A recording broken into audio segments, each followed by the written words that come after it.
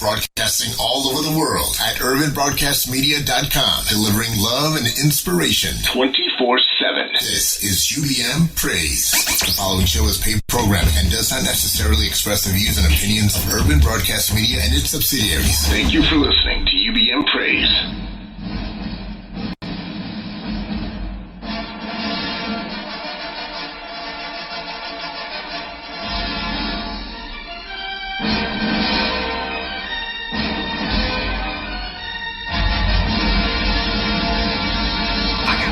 Treat for you this evening. A young man that you all know is Joe the Policeman from the What's Going Down episode of That's My Mama. I want you to put your hands together and welcome him to the stage. Big round of applause. Let's go. Wednesday. Walter Jones. Who is it? Sir Walter Jones. What's his name? Sir Walter Jones. Whose show is this? Sir Walter Jones. Who is it? Sir Walter Jones. Say it again. Sir Walter Jones. Who you with? Sir Walter Jones. One more again. Sir Walter Jones. The Sir Walter Jones Show. Co-host Alvin Carter. We are a Christian talk show in where we tackle all the hot topics in a believer's walk. Wednesday is Music Business Night. We feature new and old artists. We talk about the music ministry in churches, choirs, musicians, music directors, etc. And we talk about publishing, record deals, ASCAP, etc. Sir Walter Jones. Who is it? Sir Walter Jones. What's his name? Sir Walter Jones. Whose show is this? Sir Walter Jones. Who is it? Sir Walter Jones. When the glory comes, it will be ours.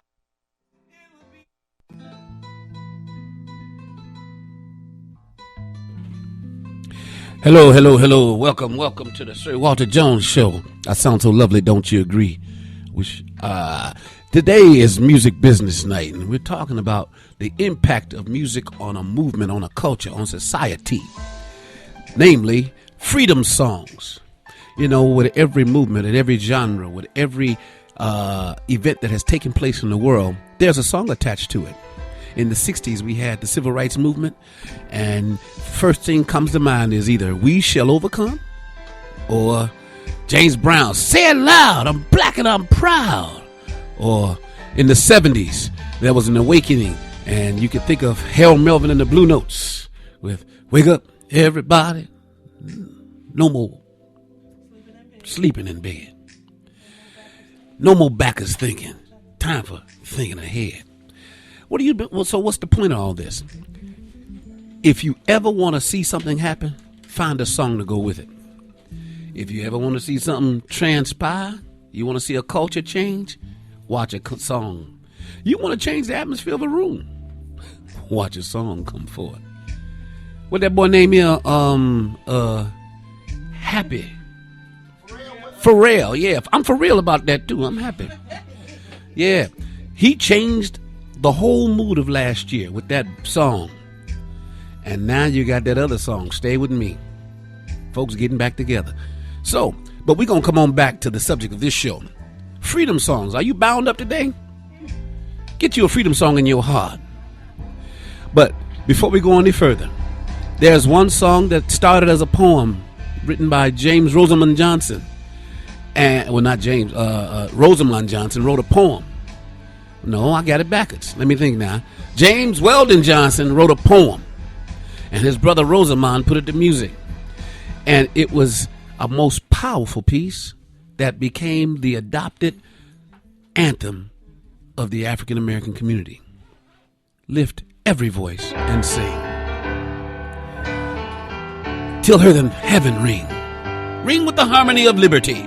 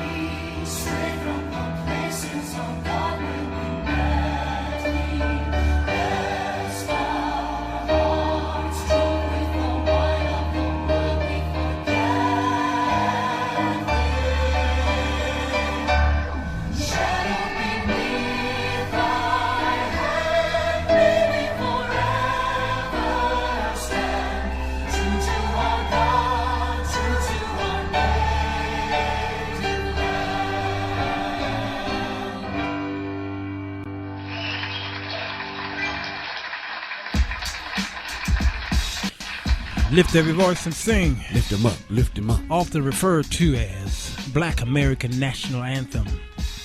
It's a song written, as you know, as you heard from Alvin C. Carter by James Weldon Johnson. It's a poem, that is, a poem. 1871, 1938 is the year of Dr. Johnson. But in 1899, and it's set to music by his brother, as he so wonderfully stated, John Johnson. In 1900. They messing it up. I know them personally. It is also the name of one of the authorized hymnals in the Episcopal Church, believe it or not. Episcopal. Yeah, Episcopal. Can you imagine that? Any black Episcopals? Yeah, they are. They like them insurgents. You can count them, though. Lift Every Voice and Sing was publicly performed first as a poem as part of a celebration of Lincoln's birthday. See, y'all thought spoken word was new. Yeah, exactly. On February 12, 1900, by 500 school children at the segregated Stanton School. Its principal was James Weldon Johnson. Wrote the words to introduce its honored guest, Booker T. Washington. Some of y'all might know him. The poem was set to music soon after Johnson's brother John in 1900. In 1919, that is, the National Association for the Advancement of Colored People. Who's that? Y'all know who that is? NAACP. Dubbed it the Negro National Anthem for its power in voicing the cry for liberation and affirmation for African American people. I love that last verse. Stony the road we trod. Yeah. Bitter the chastening rod. I think that's so powerful. Yeah, it is absolutely. Stony the road we trod, bitter the chastening rod. Chastening, yeah. Felt in the day that hope unborn had died. Hope unborn had died. Yet with a steady beat, have not our weary feet come to the place for which our fathers sighed. Yeah. Now go to the bridge. Yeah, we have come over a way that with tears has been watered. We have come treading our path through the blood of the slaughtered. Ooh, see, when you read it, it gives a whole new dynamic to it versus being sang. It does. Out from the gloomy past, till now we stand, at last, where the white gleam of our star is cast. Now, you don't need music for this to affect you. Right. Yeah, and we talk about this on our Wednesday shows on how you can just read lyrics and that's a hit song. Yes. If it's not a hit, it's a moving song. And he wrote another one, Revelation or Genesis. James Weldon Johnson was an awesome poet. I see. Awesome poet. I had to do a report on it. And his brother Rosamond, oh my God. Really? Great musician. Yeah, well, it says here in 1939, Augusta Savage received a commission from the World's Fair and created a 16-foot plaster sculpture called Lift Every Voice and Sing, which was destroyed by bulldozers at the close of the fair. In Maya Angelou's 1969 autobiography, I Know Why the Caged Birds Sing. I know why the caged birds sing. The song was sung by the audience and students at Maya's 8th grade graduation. After a while, a school official dashes the educational aspirations of her class. In 1990, singer Melba Moore released a modern rendition of the song, which she recorded along with others, included R&B artists Stephanie Mills, Anita Baker, Dionne Warwick, Bobby Brown, Stevie Wonder, that was him. I mean, Jeffrey Osborne, Howard Hewitt, and the gospel artists BB and CeCe Winans, Take Six, Clark Sisters. After which, Lift Every Voice and Sing was entered into the congressional record by Delegate Walter Fauntroy. No relation, by the way. same first name, no different name. Some of you will get it later. Yeah, so we've got a very interesting show here. We've got a guest coming in who's going to promote something that's going on this weekend, Saturday, dealing with some lions. Now, just remember I said lions, and it'll come to you. Rawr. Pull over. Yeah. There it is. What's that in your pocket? There it is.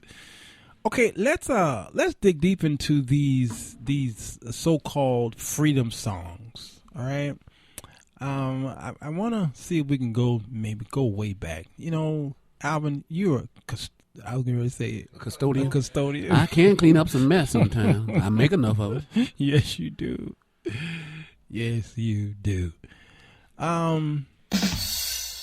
Songs of the Underground Railroad. All right. Ain't gonna let nobody turn you around. Yeah. I want to go there because this is kind of important. Now, I'm going to wait till my guests kind of settle in, because what we want to do is borrow from their wisdom and see if they can, bring us up to date on some things, living their life. One thing that I do appreciate and what I do love is talking to people sometimes much older than me because they have gone through the struggle. I like talking to my grandmother who y'all saw pictures of her on my Facebook post where she was with Martin Luther King over there at Stone Temple Baptist Church. Those of you who don't know Stone Temple, that was the first. That was the mega church back in the day. That was the Ebenezer Baptist of Chicago, in a sense. Yeah, into a fellowship of our era. It was fellowship of our era, absolutely. And Martin Luther King used to come when he would come to town. He went to Stone Temple. Stone Temple and Liberty. And Liberty, that's true. That's right, down the street. We're right here in the Brownsville area. And left a wonderful legacy. Of course, a lot of people didn't, believe it or not, some blacks did not like him, which is why we had snake or whatever you call it, and we had Snick. Then we had the ones that were against the non-violent movement. More so, they was figured if a white man slapped me, I'm slapping him back. And of course the Nation of Islam, had a major role in playing a part in the movement, and so we had different segregated movements within the movement. Every organism have that. I mean, we have a body which is one organism, but we have things that happen into they're free radicals that enter our bodies, and there you go. You have chaos, and that happens in movements as well. You get splits. You look at these churches out there who were together for 50, 60, sometimes 100 years. A man dies, and then the church sometimes split not once, twice, 5, 6, 3, 7 5. ways. Yes, absolutely. Depending on how many associate ministers are in the pulpit that have persona there and, you go. and personality, then there you go. 5, 6 churches. Yep, yeah. So everybody don't see eye to eye, and that's understandable. History is repeating itself. There's nothing new under the sun. So the movement had its differences, but we seem to have come together to make an impact on American history. And so there we are. We are in the foundation of the history. Matter of fact, there is not much American history without African Americans. Right, because we made history. We made history. Really. Yeah, Whether and it we're was still the building, the building, the roads, the railroads, whatever. We made it. Yeah, we did. Yeah, and still making it. Still making it. Yes. We're not done. Don't think the movement is over. We don't know how to be still. Even if we're going backwards, we're still moving. Right, we're still moving. That's true. I have a wonderful guest here who I was told that was coming here to promote something on the weekend, and I decided to just allow her to be my guest for the entire show, and that we could talk about some things dealing with where we come from. We like to develop our shows around our guests more so because, it doesn't make sense to have invite a vegan guest to the show and all we do is talk about chicken. That's right. Don't forget the steak. It makes no sense. So we don't want to do that. So when I heard she was coming and what she was promoting, I wanted to just kind of, today is Wednesday, which is our music business show. So I want to kind of relate the music to the struggle, that we come from. And we're going to just introduce her. Hey, Art, this is your idea. Yes, okay. This is Adrian Brazil from Premier One Dance Academy. She is the dance director for baby girl Gabby. Right. You remember the performance when he came into the one where he did Summer Song? Yeah. And he cried like a baby. I did. Anyway. I was a little wuss. Yeah, you did that to me. Yes, but anyway, this You is her have school. tears. I have tears. Wow. Ooh, so remember he said he only cried like twice? No, I understand that. One for each eye. But anyway, we have a performance coming up this weekend. She has a performance coming up this weekend. Well, I'm prop dead, so Okay. yeah, we All right. have a All right. performance All right. coming up this Right. weekend. Right. Yeah, I bet. And is dealing with an excerpt. Adrian, why don't you tell him? There you go, smart man. Yeah. Well, we are doing Lion King. Mm-hmm. And that is a tribute honoring Black History Month. Premier One Dance Academy will be demonstrating their talents for a special performance dedicated to Black history at the Vidum Theater. The Lion King is inspired performance, focuses on the support of Black families and how the positive influence of a father can guide a son to a triumph in the midst of adversity. Follow a story through dance and underlying themes of the civil rights movement of a young lion cub that learns to fight through injustice to be king. Wow. Come out and share in this momentous occasion with us, and we celebrate the strength of family and community. So what I thought was to take the Lion King play and turn it into something about our existence here. Because we did come from kings and queens, and so that's what we call our Pride Rock, which Mr. Lewis will be building tonight. All right, Don't Lewis. forget to bring your nails. And what I wanted to do is take us through Africa, through when we were through plantation days and coming through the 1960s, because that's where it stopped. Yeah. That's where it stopped, and we seem to have forgotten what we've gone through from Africa through slavery through the 60s. So we're trying to tell a story of this is when we identified ourselves. We knew where we were going. We knew what we had, as well as like Bronzeville. That was a community inside a community for us. Where did we go wrong? So the Vidum Theater has offered us to come back every year and do our version of Lion King. Wow. So we'd like to share that with everyone. It's going to be fabulous, and it's done with 23 children ages 7 through 14. So that's what makes it extra, extra, extra special. Wow. Well, I tell you, and I agree with you. I think collectively that's where it stopped in the 60s. You got couple here, a few here, there, but it doesn't, doesn't have the impact that it had in the 60s, where it kind of slowed down the strength of it. And this is wonderful that you're doing this, because usually when you have a Walt Disney type movie, a cartoon or animated series or what have you, it's, we know it's always predominant white. Even when they're trying to relay a message from countries or territories of Africa and what have you, where we are spread it abroad, they'll still present to you white characters. You mean like Scar being Jeremy Irons? You see what I'm saying? Exactly. And they may make Scar dark, but the voiceover guy would be white. Right. You know, and now one thing that I did appreciate they finally did was they made a black Cinderella type. What was with the girl name? Huh? Oh, you're talking about Brandy? Actually, what was the cartoon? I didn't care for that. Oh, you're talking about Prince and the Frog. Yeah, Princess and the Frog. Yeah, based in New Orleans. Mm-hmm. Yeah, right. People had issues with that. Yeah, well, I enjoyed the cartoon. I'm glad that they did that.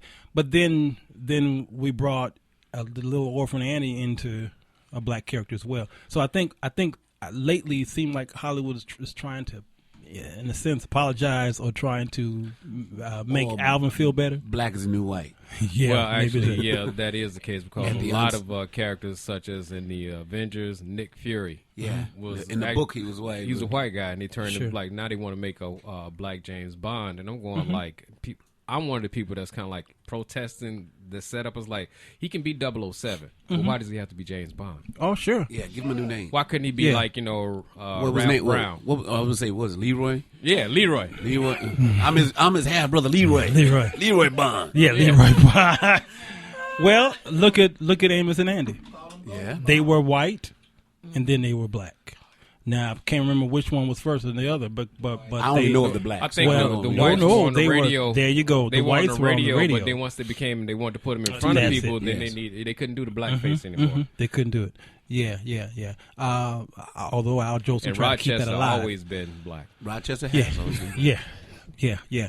But I want to talk about these songs of the Underground Railroad if we can. Step and Fetch It. Yeah, Step and Fetch It. Sure. Yeah. Rochester, Step and Fetch It. They all kind of, in a sense, NAACP felt that they were an embarrassment to us.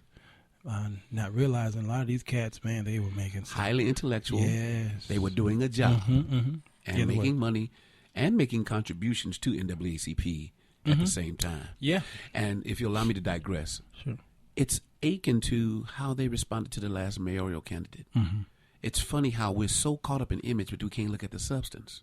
And he beat out Furietti. Yeah. A man who we thought was going to be number 2. Yes.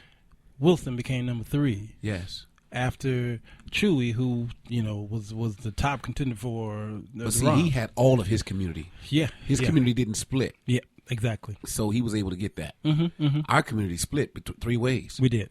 Which is usual in Chicago politics. Oh, yeah. If you get 2 blacks to run, you splitting the black. Yeah, you splitting it always. Down. And see, I understood. And I've long said, when Willie first stepped out there, I was like, people are overlooking the fact that this man ran away from home, 7th grade education, and a speech impediment. It's not ebonics. It's a speech problem. That's all it is. Yeah, I say, but this man managed to take one break that someone gave him and turned it into a multi-million-dollar business. And he's helped others do it. And this man has people who that's working for him with masters in business, and they are nowhere near as close to what it is that he's done with less. And I tease him all the time because I tease everybody. Yeah.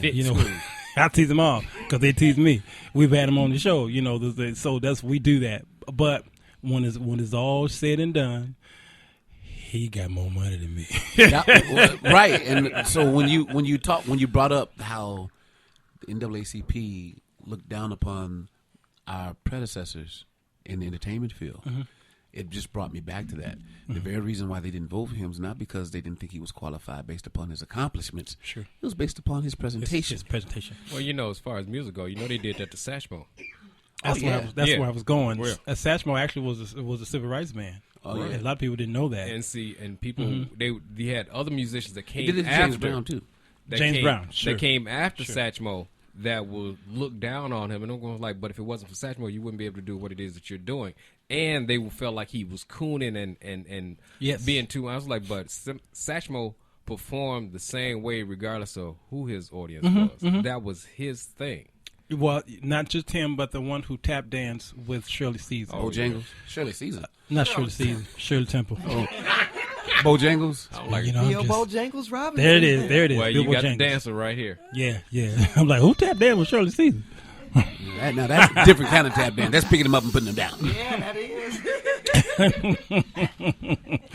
Yeah, that was a Freudian slip, as they call it. Fordian. Not Freud. Ford. Ford. First jurisdiction slip. Yeah, songs of the Underground Railroad. Songs associated with the Underground Railroad demonstrate that music has always been important in the heritage of African American people. This music can relay a story or bring people together in a common cause. In the slavery era, songs may have conveyed coded meanings to help bring the slaves to freedom. Such claims of coded messages in slave songs are popular and persistent, but the evidence is often muddled, and the claims have been challenged by recent scholars. One reported coded song of the Underground Railroad is Follow the Drinking Gourd. Yes. The song's title is said to refer to the star formation and asterism known as the Big Dipper. The pointers, the pointer stars of the Big Dipper align with the North Star. In this song, the repeated line, follow the drinking gourd, is thus often interpreted as instructions to escaping slaves to travel north by following the North Star, leading them to the northern states, Canada, and freedom. The song ostensibly, these big words because my glasses are not on and my contacts are dirty, encodes escape instructions and a map from Mobile, Alabama, up to the Tombigbee River, over the divide to the Tennessee River, then down river to where the Tennessee and Ohio River meet in Paducah, Kentucky. And that's, all these territories I have not been in. Another song with the reported... Sure you have. Mm-hmm. Well... you didn't recognize it. Traveling through Memphis, you crossed through all those areas. I'm sure I have. I've been all through Alabama. I went to Tuskegee University and had an amazing experience on that campus. I-55 crosses those areas. Yeah, I'm just messing around with you. Oh, yeah. Come on, that's where I was. I should have got you. All through Tennessee. That's if you children got in Christ, you better know where that is. The Tennessee River. Mm-hmm. Another song with a reported secret meaning is "Now Let Me Fly," which refers to the biblical story of Ezekiel's will. And the story goes on and on. Go down Moses, and this, of course, is a reference to Pharaoh and Moses. And these songs here, these songs that they sang for the Underground Railroad were message songs, as we have been told. A lot of the stories, some of the stories, not all of them, but some of the stories have been dispelled, and we want to talk about that further in the show. But as I go to this break here, I want to hear this song by Curtis Mayfield. It's called People Get Ready, a 1965 single by The Impressions, and the title track from the People Get Ready album. The single is the group's best-known hit, reaching number 3 on the Billboard R&B chart and number 14 on the Billboard chart. The gospel-influenced track was a Curtis Mayfield composition and displayed the growing sense of social and political awareness in his writing. Rolling Stones magazine named People Get Ready the 24th greatest song of all time and also placed it at number 20 on their list of the 100 greatest guitar tracks. The song was included in the Rock and Roll Hall of Fame 500 song that shaped rock and roll. People Get Ready was named as one of the top 10 best songs of all time by Mojo Music Magazine and was included or inducted into the Grammy Hall of Fame in 1998. So various artists have covered the song. Rod Stewart, Jeff Beck from 65, the Australian group Human Nature had a minor hit in Australia, and on and on and on. So let's enjoy this wonderful hit by Curtis Mayfield, one of my favorites of his. 1965, People Get Ready. This is the Sir Walter Jones Show. All right. Log on to urbanbroadcastmedia.com and check out the many services Urban Broadcast Media provides. Whether it's social media, video production, radio broadcasting, or audio recording, we got you covered.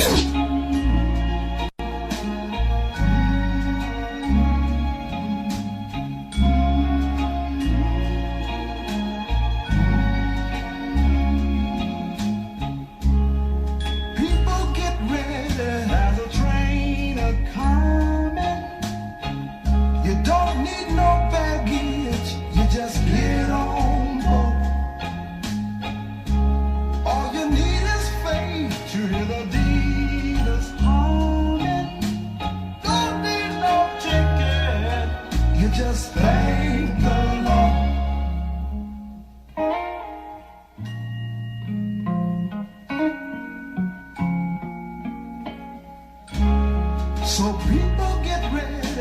a train to Georgia, picking up passengers coast to coast. Faith is the key, open the doors and boom. There's hope for all among those loved the most.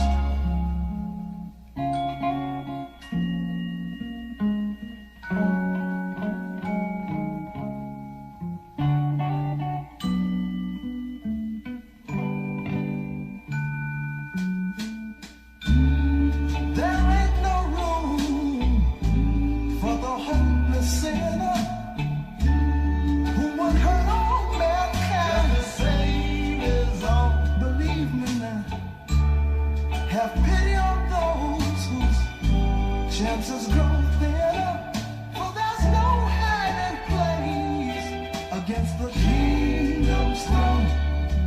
So people get ready, there's a train a-coming. You don't need no baggage, you just get on board. All you need is faith to hear the diesels humming.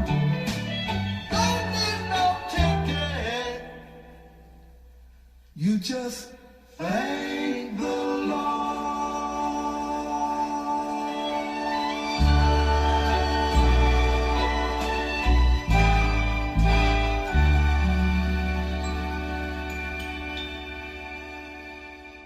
The following show is paid programming and does not necessarily express the views and opinions of Urban Broadcast Media and its subsidiaries. Thank you for listening to UBM Praise. Hi, ho, and welcome back. Wednesday.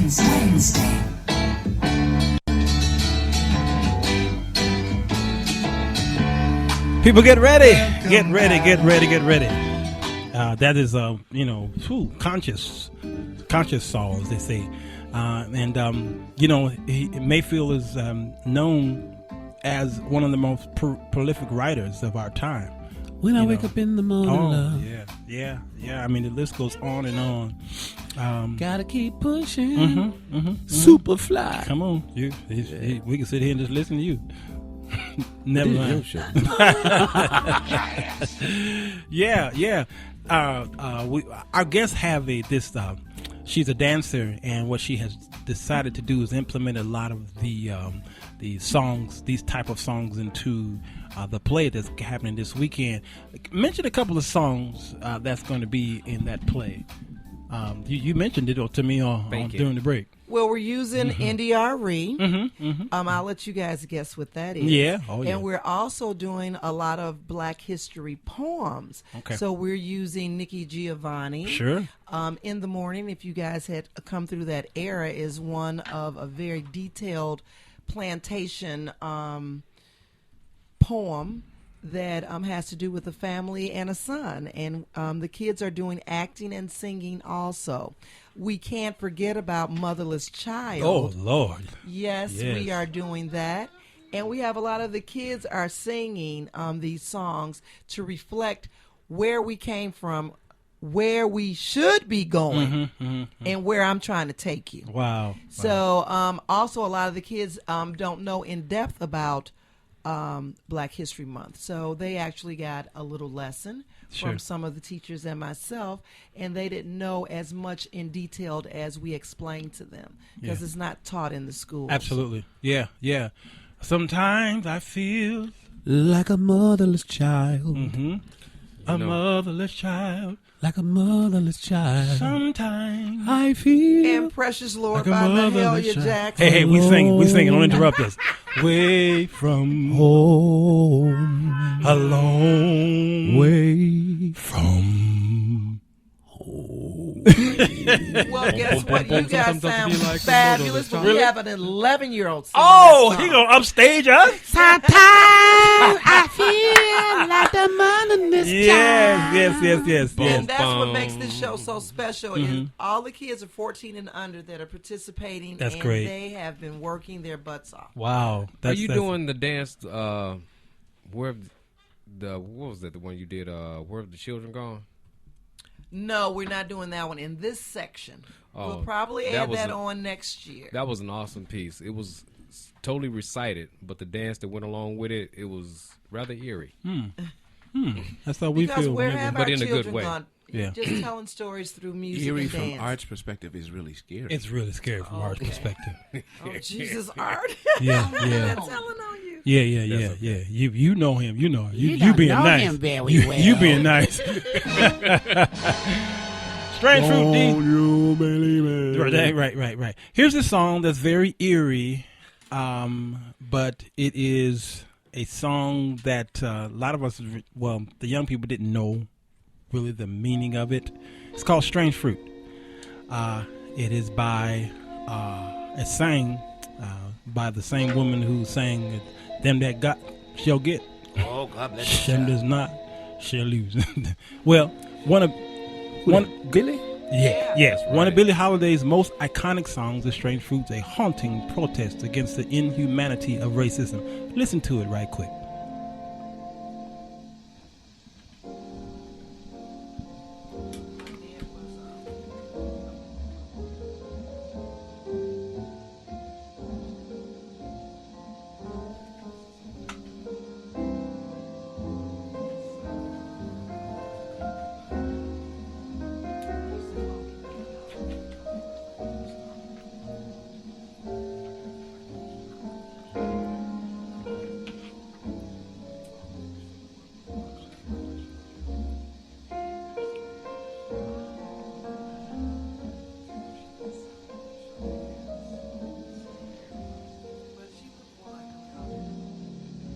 Southern trees bear a strange fruit, blood on the leaves and blood at the root, black bodies swinging in the southern breeze, strange fruit hanging from the poplar tree.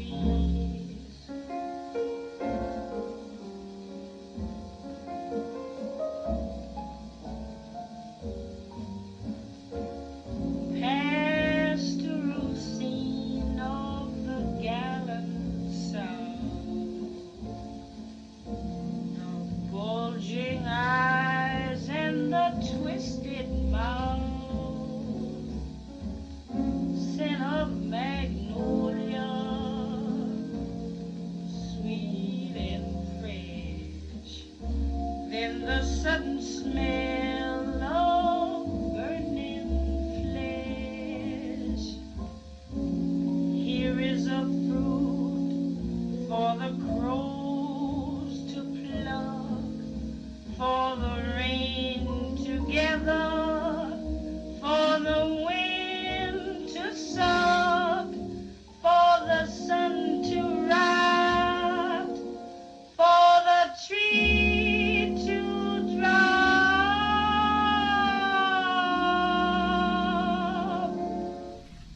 Here is a strange and bitter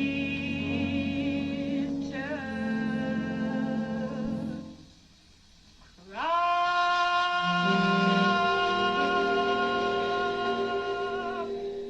Many people know that the man who wrote the song was inspired by a photograph of a lynching, but they might not realize that he's also tied to another watershed moment in American history.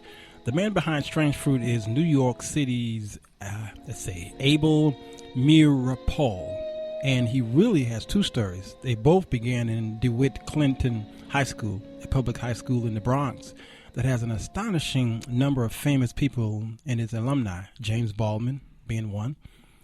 So did County Cullen, Richard Rodgers, Burt Lancaster, Stan Lee, Neil Simon, Richard Avedon, and Ralph Lauren. Sure. Meeropol graduated from DeWitt Clinton in 1921. He went on to teach English for 17 years, and it goes on with his life. But the Meeropol once said the photograph haunted him for days. So he wrote a poem about it, which was then printed in a teachers union publication, An Amateur Composer. Mirapol also set his words to music. He played it for a New York club owner who ultimately gave it to Billie Holiday. When Holiday decided to sing Strange Fruit, the song reached millions of people. While the lyrics never mention lynching, the metaphor is painfully clear. Southern trees bear a strange fruit, blood on the leaves and blood at the root, black bodies swinging in the southern breeze, strange fruit hanging from the poplar tree, not the popular, but poplar trees. A pastoral scene of the gallant South, the bulging eyes and the twisted mouth, scent of magnolia sweet and fresh, and the sudden smell of burning flesh. Here is a fruit for the crows to pluck, for the rain to gather, for the wind to suck, for the sun to rot, for a tree to drop. Here is a strange and bitter crop. And it's very eerie, especially during that time. Even today, when you read it without the music, again, Alvin has that effect. And a lot of the songs that are written by a lot of the people of that time, we think that they were us, but some of the people, some of the white people are the ones that wrote some of the most, because they were the most emotionally impacted by what happened in the South. It was commonplace for us. Right. Remember, if you'll allow me to reflect, remember when you went around the table and asked all of us? No, that was your brother who went around the table and asked all of us. That's true. I remember that. Do you ever get concerned when a police car gets behind you? Yeah. And our other guest was like, no, not at all. See, people that are abolitionists or people who are not racist still don't have a clue. Yeah, that's true.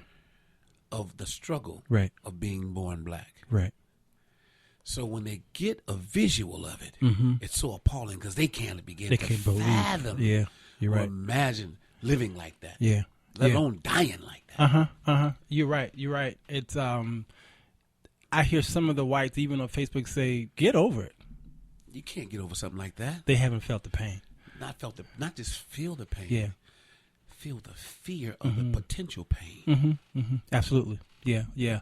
So I tell them, don't have that attitude for the same reason why I don't know how it feels to struggle with drugs addiction, alcohol addiction, and all these other stuff. Because we can say, go to the altar, lay it down there, and get over it. And get over it. Yeah, you can stop smoking whenever you want to. Yes. What's wrong with you? But I've never. You don't know my story. You don't know my story. You know, Jesse Jackson did the same thing years ago. The second time they aired the Holocaust, he in turn was like, "We tired of seeing this. Yeah, we've seen this enough." And he made another statement about it, like, it's time to move past this. Yeah. But then he turned around and had issues when someone else made the statement about, well, slavery was even further apart, further in the past than, the Holocaust. And he got upset, and that's shortly after when he came out with Hymietown. Right. Oh, my God. Yeah. Oh, man. Hey, guess you got something you getting ready to do in the Bronzeville area. You busy over there? Okay, I'll get back to you. Hey, there's a song here called we both on our show. There's a song called Old Freedom that we know so well. Old Freedom is a post-Civil War African American freedom song. We all sang it for 1900 years. Y'all all know it. It is often associated with the American Civil Rights Movement in Odetta. With Odetta, that is. With Odetta. Let it play. Yeah. Who recorded it as part of the Spiritual Trilogy on her Odetta Sing Ballads and Blues album. And with Joanne Baez, who performed the song in 1963 March on Washington. Baez has since performed the song. You say tomato, I say tomato. Well, she since performed the song, lived numerous times. She sang it live numerous times, both during her concerts and at other events. The song was first recorded in 1931 by the E.R. Nance family with Clarence Dooley as Sweet Freedom. Sweet Freedom. Some versions of the fourth version contain the line, "No more Tommen," where the word Tommen is a derogatory term denoting some black man's extreme submissiveness towards a white person or white people. So the word seems to have been derived from Harriet Beecher Stowe, fictitious character Uncle Tom in Uncle Tom's Cabin. So these words are not a part of the traditional versions, but later additions, itself part of a folk tradition in the USA, in which extra verses are added to traditional songs to highlight different personal feelings and agendas or lyrical invention. Oh, freedom.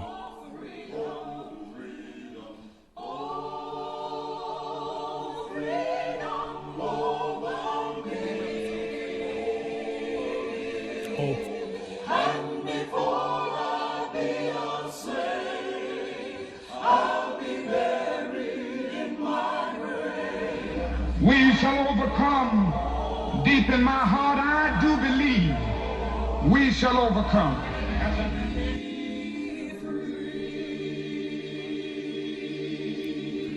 Oh, freedom. They inserted Martin Luther King in there. It's always wonderful to do that. You can put a Martin Luther King soundbite in any song, and it will be just right. I'll put that to the test next week. Yes, you do that. Just don't put it in. Ain't nothing wrong with a little bump and grind. Don't put it in that song. Just, but somebody will try that. Somebody will try it. And it's just you nasty. Don't want to overcome. You don't. Right. You know what I'm saying? Okay, you see. You know what? That was written by a white guy, too. We shall overcome? Yeah, and he died last year. You got it? Okay. All right. Yeah. So let me go back to my guest before I was rudely interrupted by high-tech devices. High-tech devices. You didn't know that? So let me go back and rewind myself. Hey, guest, what you getting ready to do in the Bronzeville area? You getting ready to do something? What's getting ready to happen with you? Well, our school is dedicated to maintaining the excellence of continual support to help build pride in the children of our community. Sure. So that brings us to Bronzeville. Who's Bad? Bronzeville Academy of Dance, which will be opening this spring of 2015. If you're interested in Who's Bad, you can contact us at whoisbad@yahoo.com.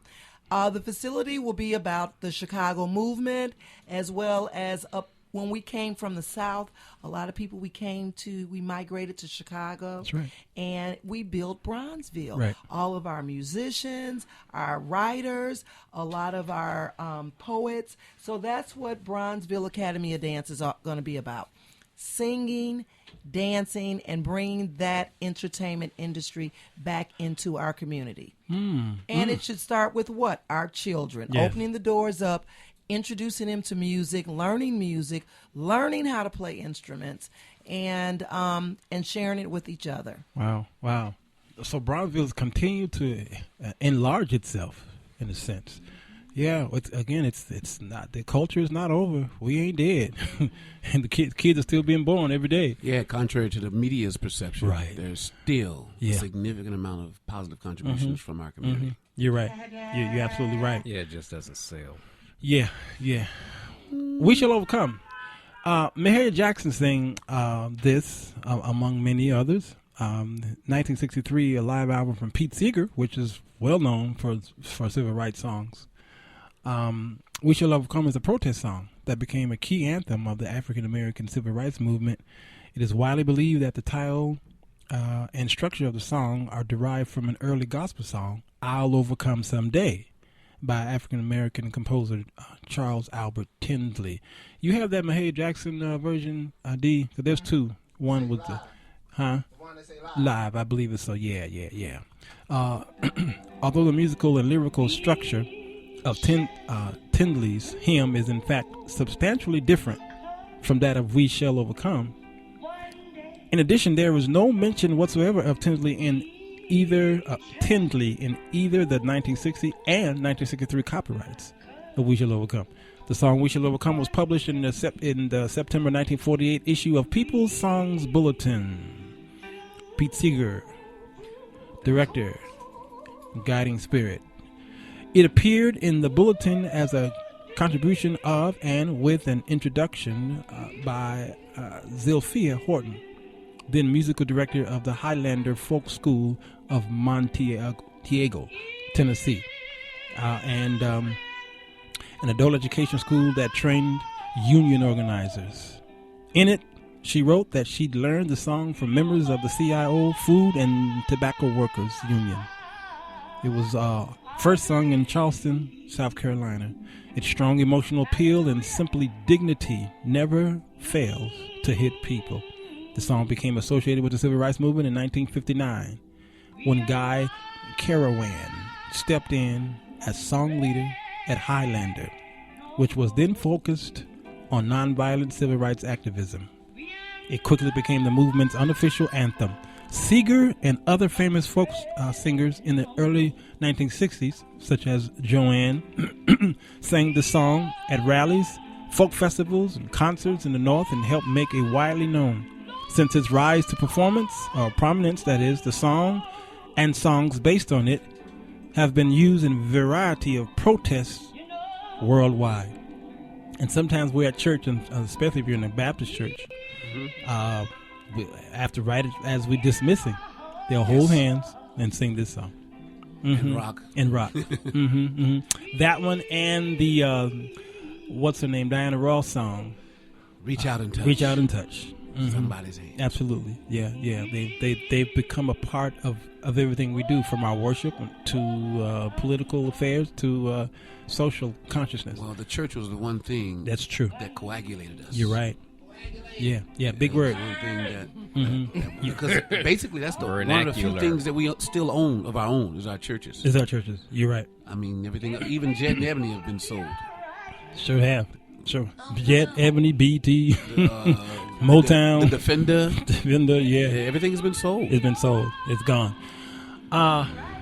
Hey, D. Yeah. Play Martin Luther King's speech on "We Shall Overcome." We shall overcome. Deep in my heart, I do believe we shall overcome. Though I join hands so often with students and others behind jail bars singing it, we shall overcome. Sometimes we've had tears in our eyes when we joined together to sing it, but we still decided to sing it. We shall overcome. No, before this victory's won, some will have to get thrown in jail some more, but we shall overcome. Don't worry about us. Before the victory's won, some of us will lose jobs, but we shall overcome. Before the victory's won, even some will have to face physical death. But if physical death is the price that some must pay to free their children from a permanent psychological death, then nothing shall be more redemptive. We shall overcome. Before the victory's won, some will be misunderstood and called bad names and dismissed as rabble-rousers and agitators, but we shall overcome. And I'll tell you why. We shall overcome because the arc of the moral universe is long, but it bends toward justice. We shall overcome because Carlyle is right. No lie can live forever. We shall overcome because William Cullen Bryant is right. Truth crushed to earth will rise again. We shall overcome because James Russell Lowell is right. Truth forever on the scaffold, wrong forever on the throne. Yet that scaffold sways the future. And behind the dim unknown standeth God within the shadow, keeping watch above his own. We shall overcome because the Bible is right. You shall reap what you sow. We shall overcome. Deep in my heart, I do believe we shall overcome. And with this faith, we will go out and adjourn the councils of despair and bring new light into the dark chambers of pessimism. And we will be able to rise from the fatigue of despair to the buoyancy of hope. And this will be a great America. We will be the participants in making it so. And so as I leave you this evening, I say, walk together, children. Don't you get weary. There's a great camp meeting in the Man, yes, sir. The buoyancy of hope. I mean, come on. And that's a great imagery. Yeah, it is an amazing imagery. He was an image man. Whenever he spoke, you couldn't do nothing but have a visual of his speeches. Visionary that can't make you see a vision. Yeah, is not a visionary. It's not. Yeah, exactly. Yeah. And these word plays, it's amazing. And a lot of that was from his head. He may have had a piece of paper in his pocket and he put on it, but he didn't look down on it because he put a lot of that stuff to memory. It's in his heart. Yeah, right from his heart. Not like you. Not like me, no. No, I've seen you in action, though. Who, me? Yeah, a lot like you. Oh, wow. A lot like you, I said. Oh, where's my checkbook? Hey, PA, you got my checkbook. No, that's gone. No, I don't play basketball. That's rubber. That's rubber. He said that's rubber. No, I want cash, baby. Oh, wow. That's amazing. Again, if you just joined us to the Sir Walter Jones Show, we're talking about freedom songs, and we got Abby who just walked in. We're going to kind of push her in between the guest and her husband and see which one she leans to mostly. It's probably the guest because I know. Yeah, anyway. Like a gas gauge. Push her on over here. Hey, as we go to our break here, A Change Is Gonna Come, which is a wonderful big hit from Sam Cooke, 1963. It's a song by he's an American singer-songwriter, released on December 22, 1964 by RCA Victor, produced by Hugo Luigi and arranged and conducted by Rena Hall, or Renee. The song was the B-side to Shake. Y'all know the song Shake? No. Oh, come on. Oh, I know Twisted the Night Away. I don't know Shake. It's the B-side, yeah. I'm telling y'all better watch these B-sides. The stone that the builders rejected became the head corner. Come on. So the song concerns African Americans and contains the refrain, "It's been a long time coming, but I know a change is going to come." The song was inspired by various personal events in Cooke's life, most prominently an event in which he and his entourage were turned away from a whites-only motel in Louisiana. Cooke felt compelled to write a song that spoke to his and the struggle of those around him, and he recorded the song to its first release on his final album, Ain't That Good News. Though only a modest hit for Cooke in comparison with his previous singles, A Change Is Gonna Come became an anthem for the American Civil Rights Movement. The song is widely considered Cooke's best composition and has been voted among the best songs ever released by various publications. So in 2007, the song was selected for preservation in the Library of Congress, with the National Recording Registry deemed the song culturally, historically, and aesthetically important. A Change Is Gonna Come. Sam Cooke, 1963. We'll be right back, y'all. This is You Being Praised.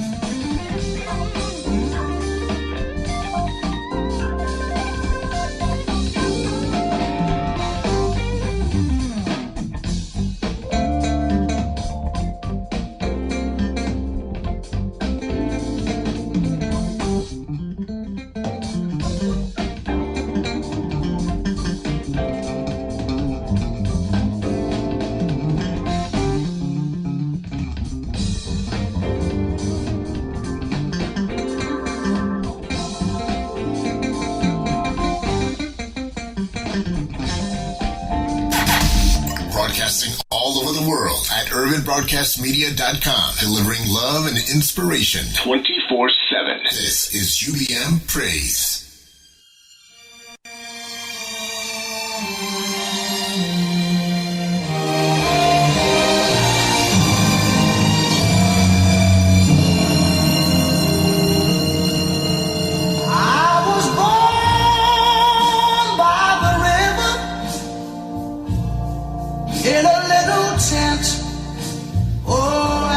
Like the river, I've been running ever since. It's been a long time coming, but I know a change gonna come. Oh, yes it will. It's been too hard living, but I'm afraid to die. I don't know what's up there beyond the sky. It's been a long time coming, but I know a change gon' come. Oh, yes it will. I go to the movie and I go downtown.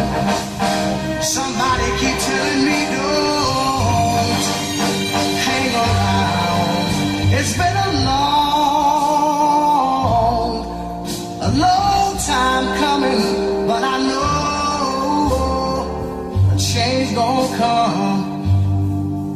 Oh, yes it will. Then I go to my brother and I say, brother, help me please.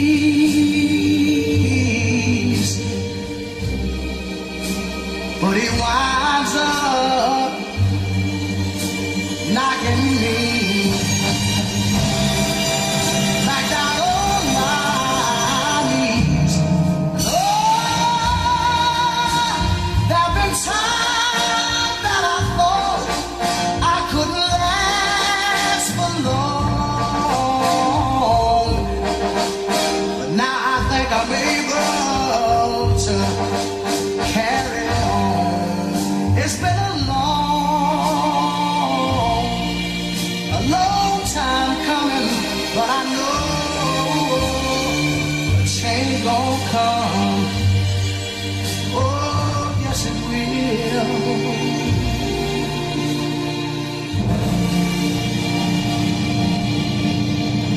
The following show is paid programming and does not necessarily express the views and opinions of Urban Broadcast Media and its subsidiaries. Thank you for listening to UBM Praise.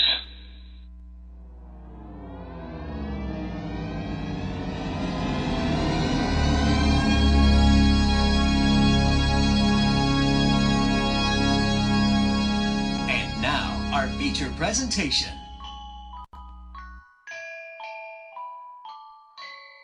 A change is gonna come. Sam Cooke, 1963. We were in break talking about this this whole thing about writing songs for the social time, and I think our if you can repeat to the audience, and repeat to me, but give to the audience. Right. The story you said about Sam Cooke, and why did he write that? Yeah, one of the other major factors behind Sam writing this song or penning the song, because he was so touched by Bob Dylan's How Many Roads. He even did a cover of it himself, but he always felt like this was a song that someone that was in the struggle, someone black, should have written. So A Change Is Gonna Come was his answer to that particular thing as to what he was trying to do, which in my opinion, you know, Bob's was a bit more of an intellectual, but sure, Change Is Gonna Come struck you straight to the home. And there's a documentary where Bobby Womack is talking about this, and he's like, when he first heard, he said it was like extremely eerie. Oh wow. The change is gonna come is right. The change, it was extremely eerie. He was like, I don't know, man, that sounds kind of eerie. Sure. Like, but we're gonna roll with that. Yeah. But the original song, the one that had sparked this off, which was this Peter Paul and Mary redid the song. Right. Oh, not this one, but I'm talking about How Many Roads. How Many Roads. It was a great song, by the way. Yeah. You look at some of the people, some of the artists. We were talking about Rain Brady during the break, Alvin. And you were talking about how wonderful of a singer he is, which I do agree, because I remember seeing him on Whose Line It Is, and he would do they always have him to do the songs because he was so good at them. Very impromptu, great singer, and he would be almost akin to a Sammy Davis. What? Not so much in that aspect. I'm talking about the aspect of a comedian trying to show you that I really can sing and I want to sing. That would be Eddie Murphy. Right. Okay. Yeah. And I'm talking about not in if you can see my face. right. Not in quality. I'm talking about a man in himself. That's right. Aspiration. This is him aspiring. But I see two other men who wanted to be known for one thing, but he was known by another by the public. One guy was George Benson. Yes. Because he is a guitar player as well as a singer. Yes. But what do y'all know George Benson as mostly? Guitar player. I know more of a singer than a guitar player. What about you? I know him more as a guitar player, jazz musician. Okay, what about you? Okay. More of a singer. More of a singer. Yeah. Okay. He wanted to be known as a musician. A guitar player. That was his love. And that's why if you notice when he always solos. There you go. Yes.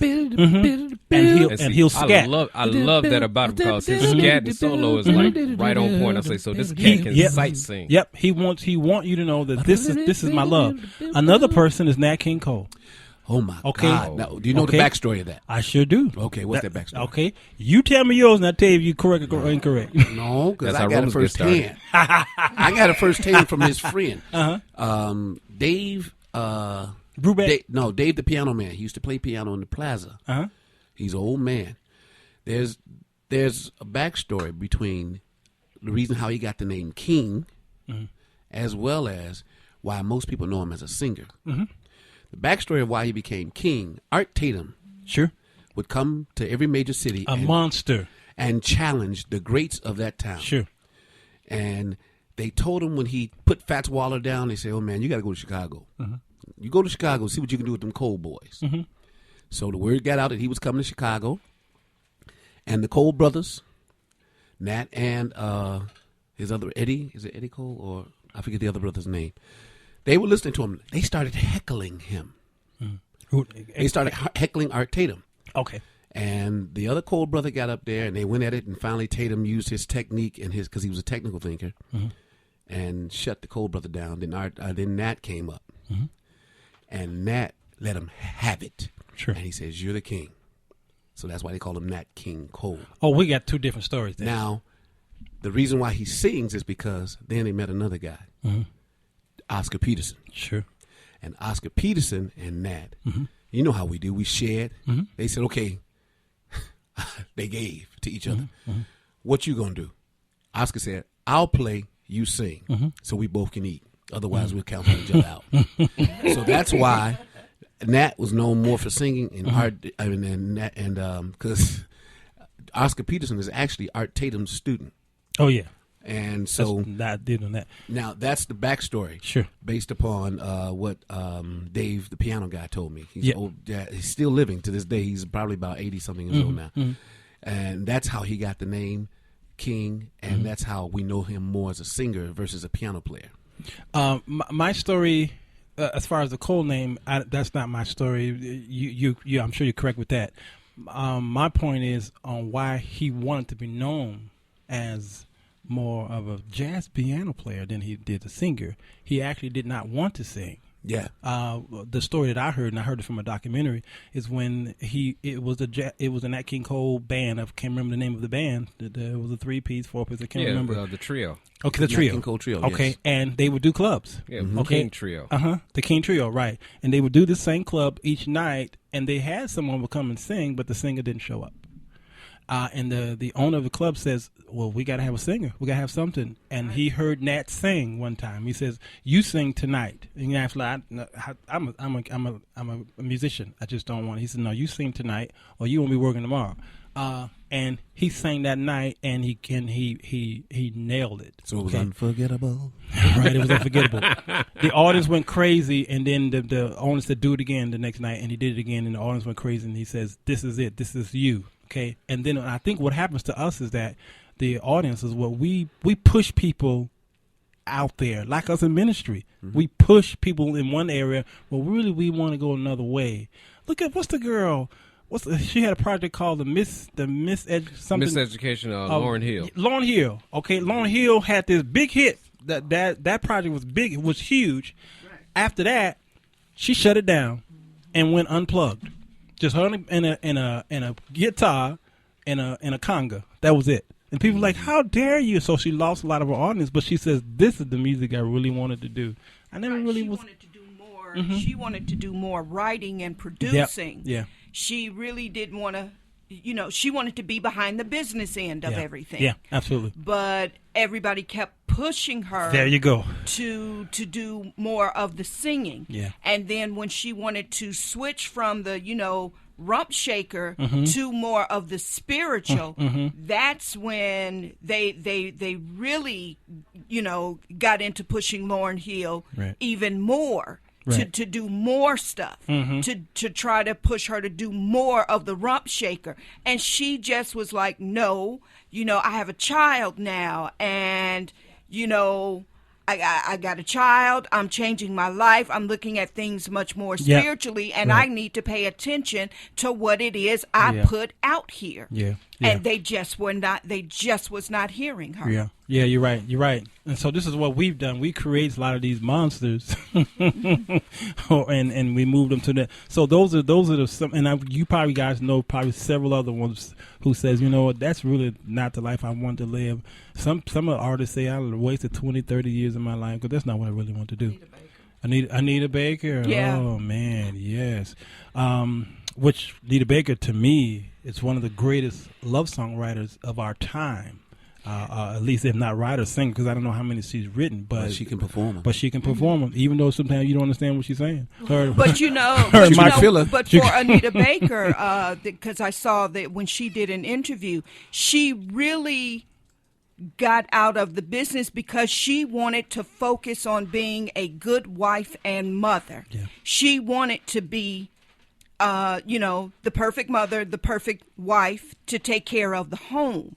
So and she was like, my marriage or my kids won't be well if I, go out and travel. So she voluntarily gave all of that up. Sure. But unfortunately, when her marriage soured, and of course her boys grew up, it was difficult for her to get back out there, and that's one of the things that she says is right. As she's lost a lot. Yeah, she did. Although this last one that I heard, it actually was still beautiful to me. Maybe because I'm still a fan, but yeah. The Revolution will not be televised. The Revolution will not be televised is a poem and sung by Jill Scott, not the Jill Scott you young people know. Gil Scott Heron. That's Gil, not Jill. Come on now, let me confuse the people by myself. Scott Heron first recorded it for the 1970 album Small Talk at 125th and Lenox, on which he recited the lyrics accompanied by congos and bongo drums. A re-recorded version with the full band, with the B-side. Remember y'all? Here come them B-sides. The B-side to Scott Heron's first single, Home Is Where the Hatred Is, from the album classic. Pieces of a Man, 1971. It was also included on his compilation album, The Revolution Will Not Be Televised, 1974. All these releases were issued on the Flying Dutchman Productions record label. Can you dig it? The song's title was originally a popular slogan among the 1960s Black Power movement in the United States. Its lyrics either mentioned or alluded to several television series, advertising slogans, icons, and entertainment and news coverage that served as examples of what revolution will not be. The revolution will not be televised. The revolution will not be brought to you by Xerox in 4 parts without commercial interruptions. The revolution will not show you pictures of Nixon blowing a bugle and leading a charge by John Mitchell, General Abrams, and Spyro Agnew to eat hog maws confiscated from a Harlem sanctuary. The revolution will not be televised. The revolution will not be brought to you by the Schaefer Award Theater and will not star Natalie Woods and Steve McQueen or Bullwinkle and Julia. The revolution will not give your mouth sex appeal. The revolution will not get rid of the nub. The revolution will not make you look 5 pounds thinner because the revolution will not be televised, brother. There will be no pictures of you and Willie Mae pushing that shopping cart down the block on the dead run or trying to slide that color TV into a stolen ambulance. NBC will not be able to predict the winner at 8:32 on report from 29th District. The revolution will not be televised. There will be no pictures of pigs shooting down brothers on the instant replay. There will be no pictures of pigs shooting down brothers on the instant replay. There will be no pictures of Whitney Young being run out of Harlem on a rail with a brand new process. There will be no slow motion or still lights of Roy Wilkins strolling through Watts in a red, black, and green liberation jumpsuit that he has been saving for just the proper occasion. Green Acres, Beverly Hillbillies, and Hooterville Junction will no longer be so damn relevant, and women will not care if Dick finally got down with Jane on Search for Tomorrow, because black people will be in the street looking for a brighter day. The revolution will not be televised. There will be no highlights on the 11 o'clock news and no pictures of Harry R. Women liberationists and Jackie Onassis blowing her nose. The theme song will not be written by Jim Webb or Francis Scott Key, nor sung by Glenn Campbell, Tom Jones, Johnny Cash, Engelbert Humperdinck, or The Rare Earth. The revolution will not be televised. The revolution will not be right back after a message worry about a white tornado, white lightning, or white people. You will not have to worry about a dove in your bedroom, the tiger in your tank, or the giant in your toilet bowl. The revolution will not go better with coke. The revolution will not fight germs that may cause bad breath. The revolution will put you in the driver's seat. The revolution will not be televised, will not be televised, will not be televised, will not be televised. The revolution will be no rerun, brothers. The revolution will be live. The revolution will be live. Now watch this. Roy Clark's 1972 song, The Lawrence Welk Hee Haw Counter Revolution Polka, it's a long title. Wow. Alludes to the song in its title. Scott Heron had accurately predicted that as part of the revolution, several TV shows that were popular with rural audiences, which he mentioned by name in the lyrics, would no longer be relevant. Indeed, all but one of them had been canceled by 1971 as part of a programming strategy known as the Rural Purge. Nevertheless, two such shows, the subjects of Clark's response, but neither of which Scott Heron mentioned, survived and thrived by entering syndication, countering the revolution. So basically, he was a modern-day prophet at that time. Yeah, he was Negrodamus. He was a Negrodamus. That's a good one. That's a good one. That is a good one. That's a good one. Hey, to be young, gifted, and black. This is Nina Simone. Yeah, originally sang, I believe. You pull that up. Listen to the style of this, Alvin. Okay. See if we could get it dated. Find us a date. See if we can find it a date. Your wonderful beginning of yeah.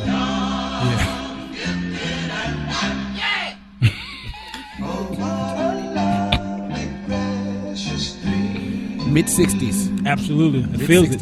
Don't it feel it? Yeah.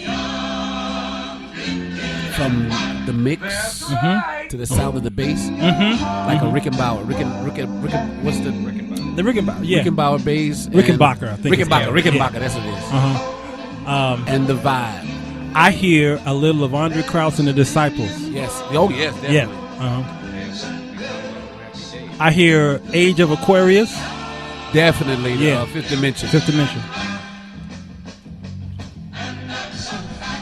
Dashikis, long hair. Yeah. The free love, the period. Yeah. See, we have a relic. Relic? How about an expert, not relic? Right. Same difference. No, it ain't.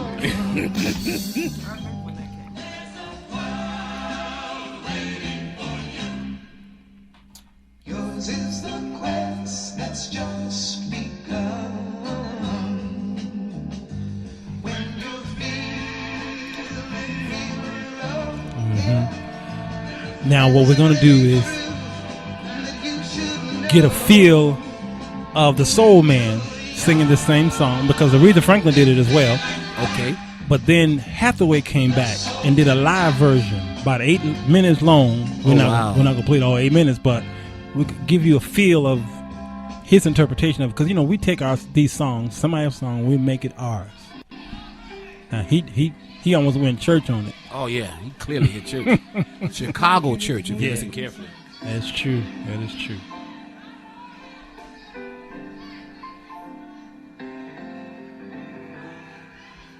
Hawkins. Yeah. Going up yonder. Actually, that sounds like my mother playing. Really? Yeah, if that lilt, heavy bottom, yeah. Yes! Turn it up, Cleveland, man. sound like James. Yeah. And black. Yep.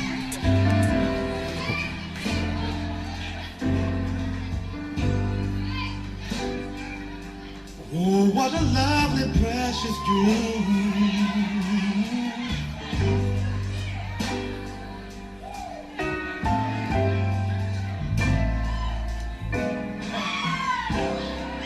To be young. They falling out. Gifted and blind.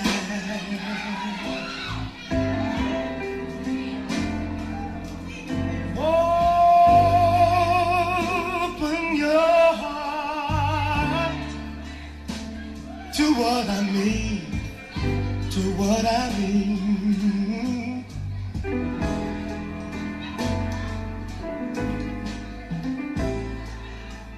'cause you know He was so ahead of his time. in was. this whole wide world, He was so ahead of his time. the whole wide world.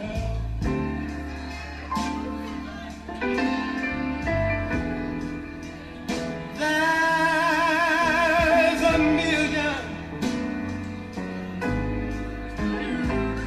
million boys and girls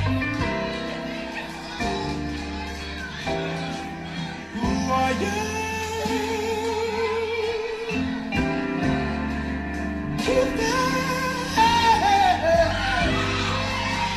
gifted and black.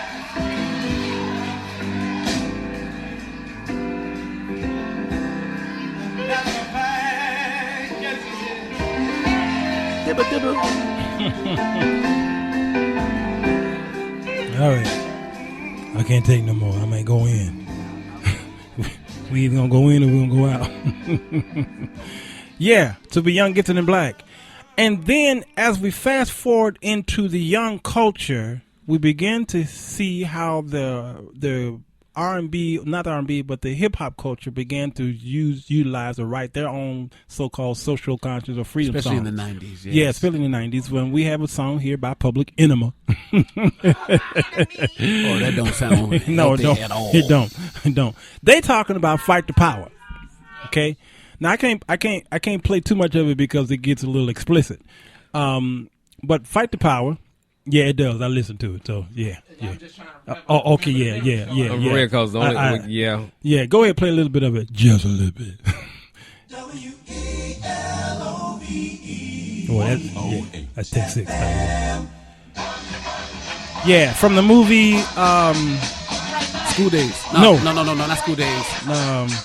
What? Do the right thing. Do the right thing. There you go. Uh-oh, look out. Back in my days when I was skinny, I used to dance. Woo!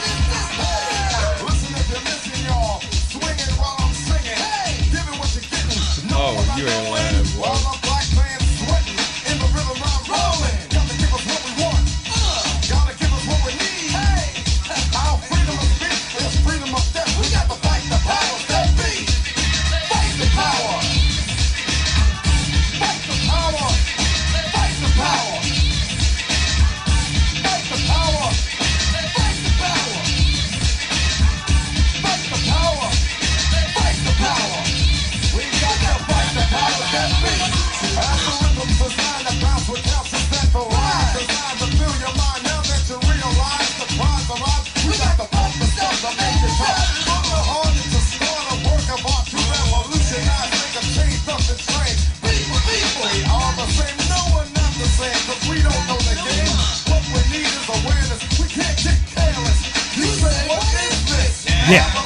Yeah, you better fade that before it starts. Before we go there. Yeah, fight the power. Public Enemy. They became Public Enemy #1. But the thing about the lead singer here is he became, and again, we look at people in their roughness. Look at Negroes with attitude. What's his name? Yeah, I was trying to clean it up. Put their mics on. Their mics not on. Ice Cube. Okay. Ice now look Cube. where he come from. Now he's doing these cute little Family movies. All right. And then right here, this man, what's his name? Something D or something. Dr. Dre. No. The Chuck. leader, Chuck D. Is it? Chuck D. You're right. Chuck Okay. D.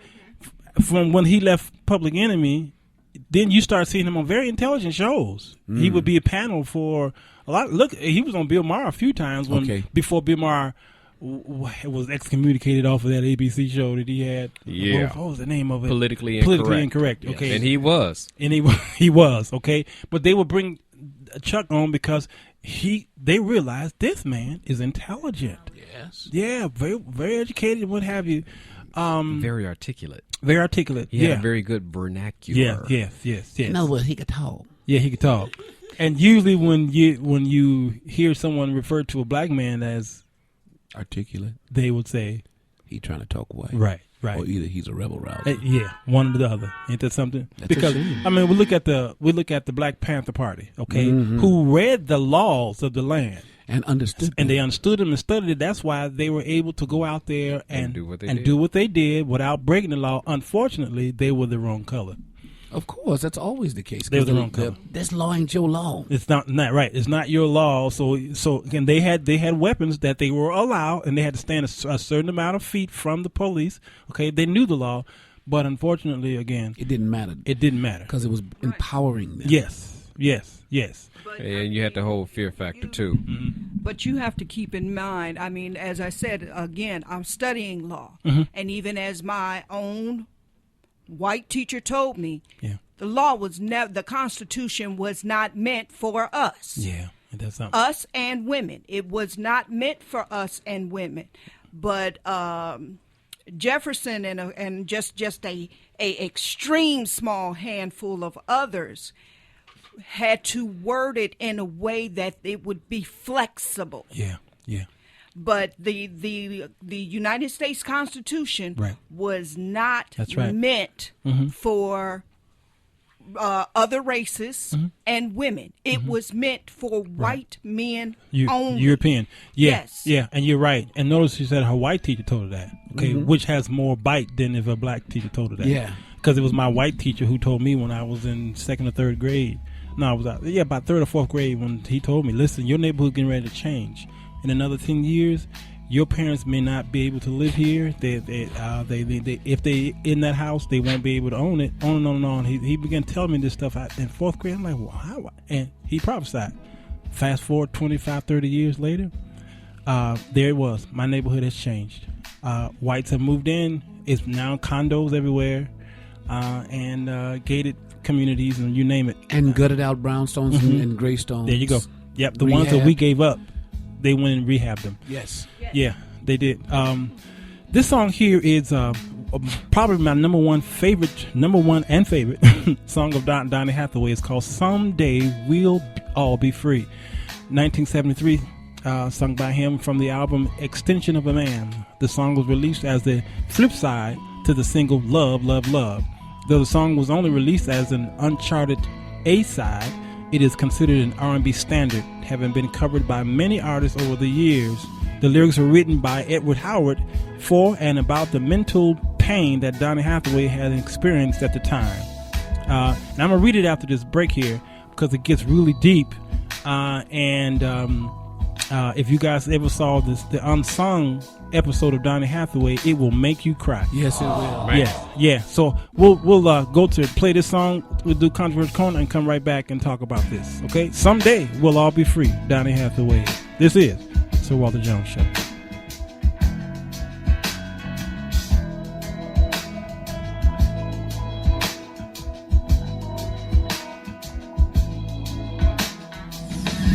On to UrbanBroadcastMedia.com and check out the many services Urban Broadcast Media provides. Whether it's social media, video production, radio broadcasting, or audio recording, we got you covered.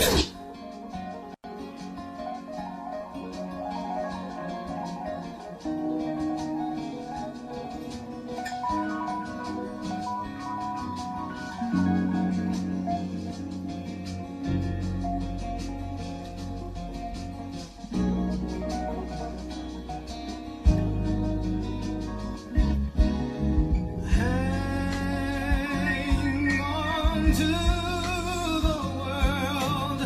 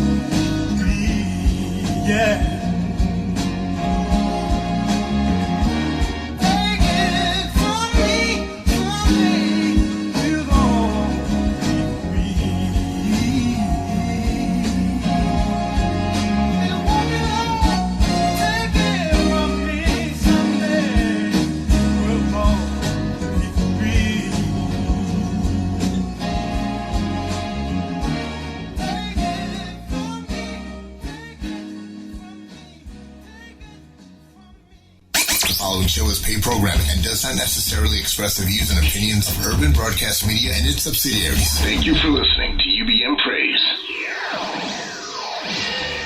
Meanwhile, at the Hall of Justice. At this time, I have the honor to present to you the moral leader of our nation, a great dedicated man,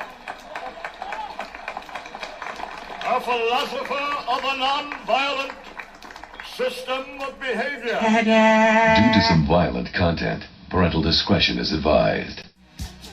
Politics, doctrine, current events. Let's meet at the Controversy Corner on the Sir Walter Jones Show here on UBM Praise. This is Keep It Real Carter here at the intersection of controversy and composition. As we said at the top of the show, a song makes a movement. Sing a song, sing out loud, sing out strong. Sing of good things and the bad. Yeah. Because the song will make the world aware, because they can hear what they can't see. It'll make them feel what they don't want to accept. A song can move the heart and open up the ears to the eyes of understanding. Lift every voice and sing till earth and heaven ring. Ring with the harmony of liberty. I was born by the river in a little tent. And just like that river, I've been running ever since. Jesus is on the main line. Tell him what you want. All of those lyrics has a movement. We shall overcome someday. We shall all be free. Precious Lord, take my hand. Lead me on, let me stand. All of these lyrics speak of the contents of the heart. When words cannot be composed to say it eloquently in a speech, you can just blurt them out in a song. When you're feeling down and out, sing a song. It'll make your day. Sometimes you want to shout, sing a song, it'll make a way. Maurice White said, sing a song, sing a song. That's Earth, Wind and Fire, right? Yeah. Mm-hmm. Yeah. Marvin said, I think that a song should be sung by a man. Yeah.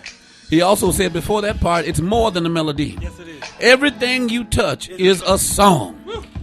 So as we celebrate the freedom movement, be free to let a song move you. That's why the churches with the best music ministries have the biggest congregation, because it ain't your preaching preacher, it's the singing. I done stepped on some toes. Mm-hmm.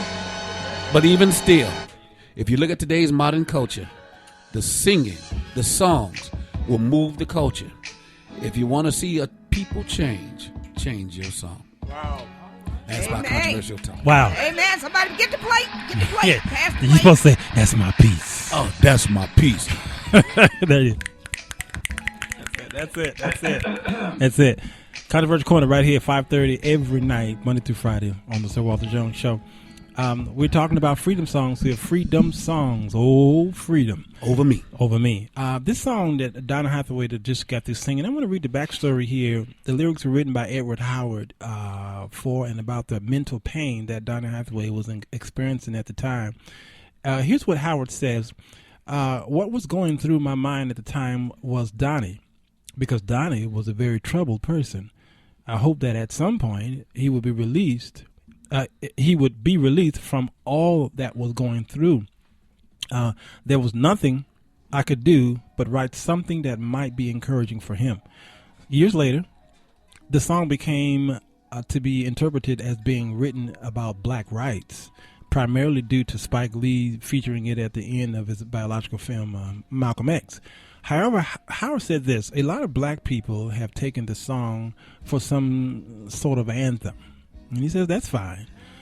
I didn't write it for that, though it doesn't have that significance for me. I take it with a grain of salt. I'm glad it has some significance. Donna Hathaway himself particularly loved the song, and as Elula Hathaway stated, and I don't know if Elula was his wife or I don't know, he loved that song, quoting, he loved that song. Donnie literally sat in the studio and cried when he heard the playback of his final mix. It's pretty special. when an artist can create something that wipes them out. And if you watch the unsung release of as they began to talk about his life, I was moved to tears because I didn't know that he went through what he went through. He suffered from schizophrenia, to be specific. That hurt my heart. It hurt my heart too. And he tried to run away from that pain. A lot of times in his writing, and then he would write these songs, or he would perform, and then he'd leave and go into a seclusion. Is that the word? Yes. Right. It bothered him to the point where he didn't record for a while. He was out of the scene for a while, and then when he came out, he finally came back out, and he wrote that song. He performed the song, the Christmas song, which really was a launching pad for those who didn't really know who he was. But through this struggle, there he was in his apartment, and he felt that someone was speaking to him, and he leaped out of his window to his death. Yes. And it brought awareness to what schizophrenia really is. And it was very, very disheartening. And we look at some of the most prolific words you can't describe as it pertains to these songs that you hear. And if you let a man or a woman go through much pain, you're going to get some songs, man. You're going to get some serious songs. And you and I, are songwriters in our own rights, what have you. We have great songwriters on the show, and their best songs come from their pain. Those of you who are not just songwriters, but you're artists, meaning we have our guest here who puts on these wonderful plays, dance. This is all about culture, because you see what's the mascot of arts? You got the smiley face. And the two faces. The two. Drama. Right. Yeah. Drama man. Dramas. Yeah. And sometimes we laughing and pain. Yeah. Joy and pain. There you go. Joy and pain. And sometimes we forget about them, because when we think black art, we think about music and maybe some acting, maybe, but we look on the screen. But a lot of times we look at the cultural aspect of Bronzeville on how it was. The dance studios that we know from here in New York, and what is it? Sadie Bruce, Sammy Dyer, okay. Adrian Broxdale. These names a lot of young people never heard of. All from Bronzeville. Yeah.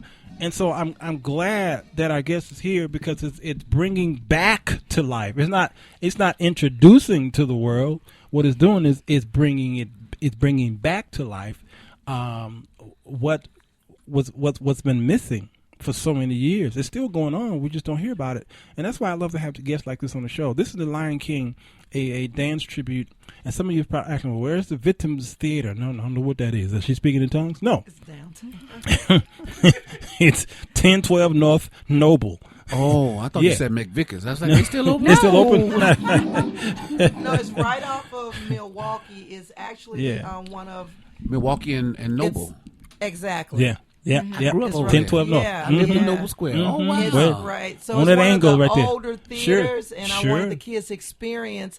They're so used to all of this new technology. Let's go back to where it all started. Let's go back to the theaters that were small and compact, but had this big arena. Right. Yes. You know, the acoustics and everything is just right there centered. So the kids love going there. Oh, I know they do. And that's this Saturday, February 28th. You might as well end Black History Month with a bang.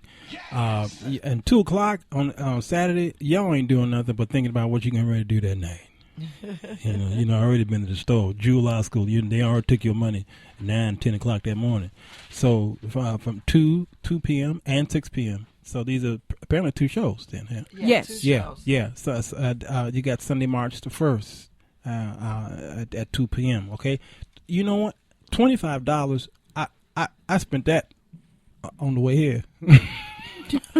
I spent that. You go down there to Jewtown Polish, and me and you and your daughter, you and your wife, you and your boo, you can spend that easily.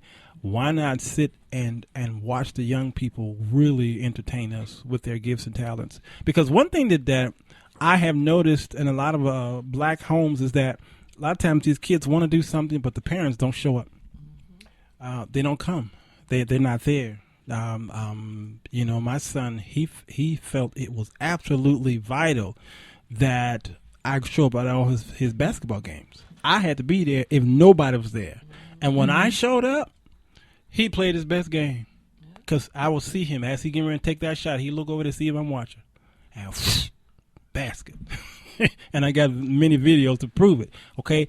And a lot of us back in the day, our coming up in church, what have you, it was unfortunate that a lot of the pastors didn't attend their children's games and what have you. And I know some men and women today in the music field, gospel music, who are disheartened about. They talk about the absentees of their fathers who were pastors and what have you, because the pastor felt they were too religious to show up at a lot of these events, and it hurt them to this day. I know well-known songwriters that you and I may know who says, my dad didn't come to my games, and I wanted him there. He says, but now I go to all my children's games. He says, and I miss church I can on testify purpose. to that. Mm-hmm. He says, I do not go to church. If I know my son got a game, I don't come to church. And the church people get upset with me. He says, I don't care. My son. For me, it was musicals. Yeah. When I first started out, me and young friends would do our little musicals. Sure. Kids had their community choirs. Yeah. And to get my mother to come, her being a musician, I wanted her there. Yeah. She was too tired or too whatever. tired. Oh, yeah. I mean, I too, when I grew up, I knew a lot of times my mother had to work, but I mean, it was like, I'd be a little disappointed, but then towards the end, I would see her walk through the door, and I was like the happiest little black child you ever seen. Yeah. And one of the things, I mean, I have to give Miss Adrian a lot of praise, because Miss Adrian makes sure that we as parents are involved in what these kids do. Making costumes. Right, making costumes. Right, and I have to say, the one biggest turnout, she gets on them dads and tell them that I don't care what you got going between you and your wife. Yeah. This ain't about y'all. Yeah. Be there for your child. I love it. And that's exactly what this woman don't mind calling a spade a spade. Yes, yeah. And baby girl's gonna remember this for the rest of her life. Yes, because I'm telling you, Art always let us know. Not just me and Al, but he lets entire Facebook know. Hey, baby girl's doing such. Y'all need to be there. And I really, even if sometimes I can't be there, I try to send my financial support. But I love it that he's very involved in it, and not because he's been forced to. I think he really like it. Oh yeah, but what's really he lives vicariously through her. Yeah, he always wanted to wear a tutu. Yeah, he did. You funny, Alvin, but actually I found the medium that actually moves me. Yeah, I used to be a music student, and I was also an illustrator. So those arts, but those particular artistic endeavors spoke more to the intellect. You know, the formulation of music, the chords, the progression, the whole things like that. That kind of like tickled my Spock bone. Yeah, but standing there watching, that one. Right. I said, but standing there and seeing the movement, the grace, and I was like, wow. Oh, yeah, it blew me away. You saw how I was affected when I went. Oh, yeah. But you know what? Music and dance you have to have a connection. Yeah, you do. So even though the kids are dancing, they're still learning music. Yeah. Musicality. That's good. They're learning the notes. Yeah. They're learning all of that in order to really perform for a person and make you cry. Yeah, there you go. And make you feel it. And I did too. I sure did. And that's why I said that's why I give her praise, because even when Gabby is giving music, that's one kid I know who will come home, look it up, find out what the song and stuff was about. Yeah. And that's what Miss Adrian taught the kids to do. Yeah. So that's why I say I give her fantastic big ups. Thank you. Yeah. Yeah. But you know what was so good about doing the Black History Month is a lot of kids that don't know about it. I mean, absolutely nothing.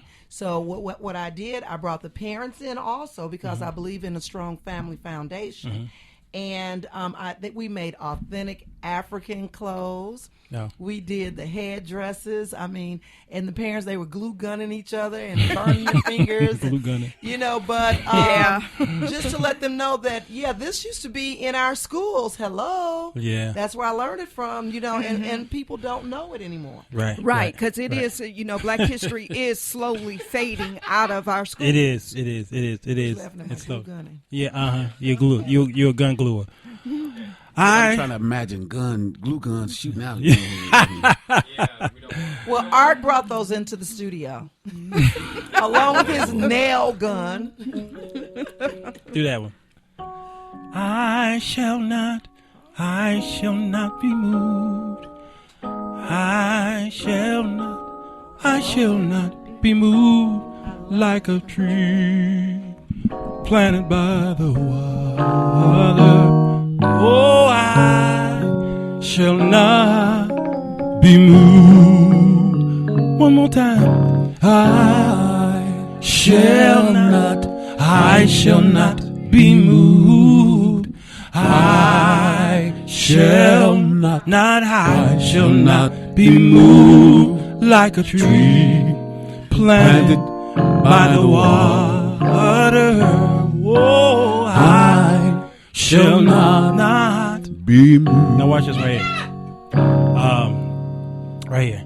Go tell it on the mountain, over the hills and everywhere. Yeah. Go tell it on the mountain that Jesus Christ is born. Go up.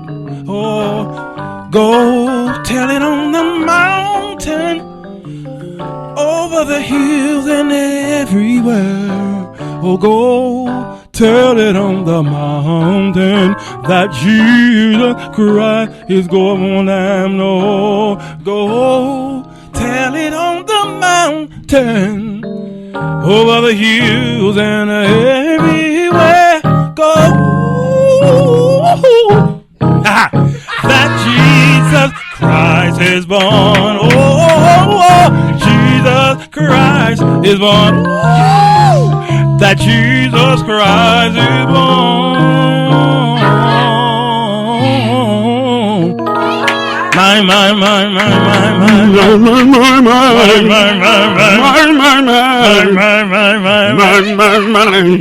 Jesus look good tonight. That Jesus Christ is. Now you leave me out of that.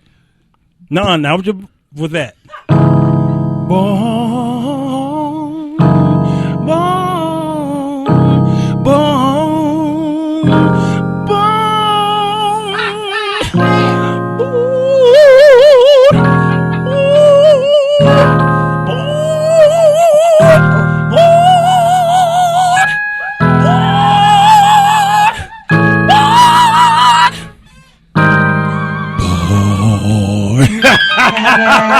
I was not gonna go no higher. Now, boy, you done bought Big Mama on out. You done bought Big Mama on out. Oh, Lord have mercy. Oh, Jesus. Mama was just over here. She was just a dancing and a shouting. Woo, Lord, pray. Boy, you were doing something right there. I swear, you done brought Big Mama right on out. I think, I know about that D. Curtis Randall show, but that boy don't know I get out that vault.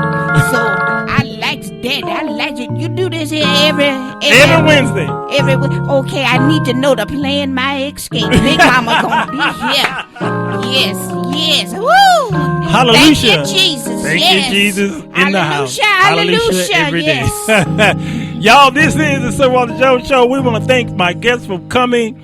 Adrian, what's that wonderful last name? I love that. Brazil. She's a Brazilian.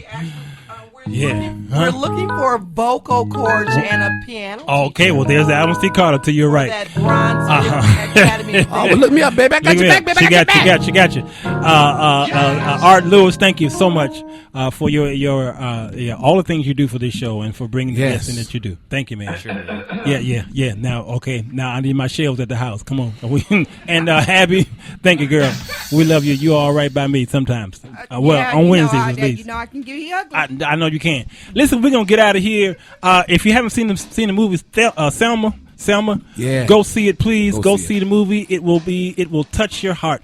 The Academy Awards, the Oscars was on Sunday, and they sang it live. And the audience, there were tears everywhere, and from whites and blacks were crying. Thank you, Common, and thank you, John Legend. John Legend, for writing this song for that movie and inspiring us all to glory. Thank you so much. I thank you, Dion, for being an amazing engineer and producer for the Sir Walter Jones show. We just couldn't be who we are without that boy. He's all right. He's all right. No, I'm not dying or retiring. I just thought I'd just give some shout outs since this is Black History Month. Yeah. Okay, y'all.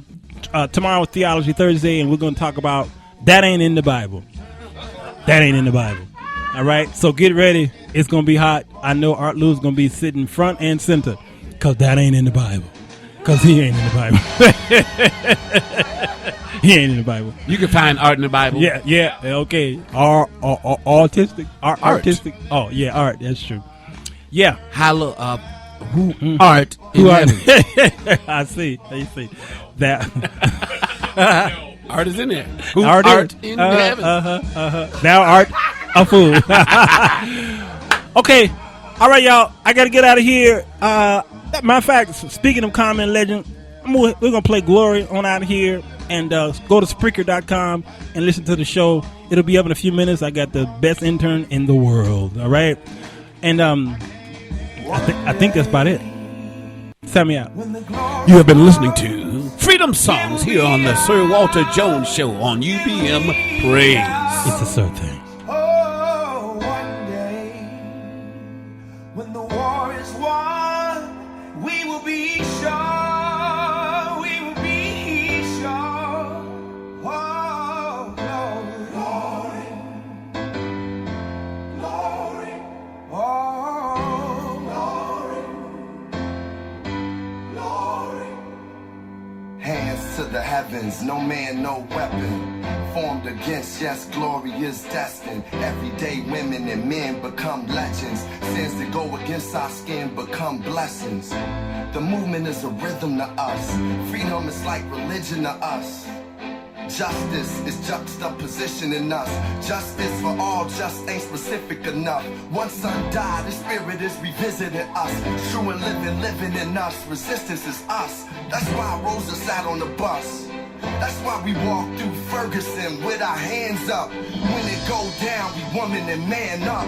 They say stay down, and we stand up. Shots be on the ground, the camera panned up. King pointed to the mountaintop, and we ran up. One day, when the glory comes, it will be ours. It will be ours. Oh, glory.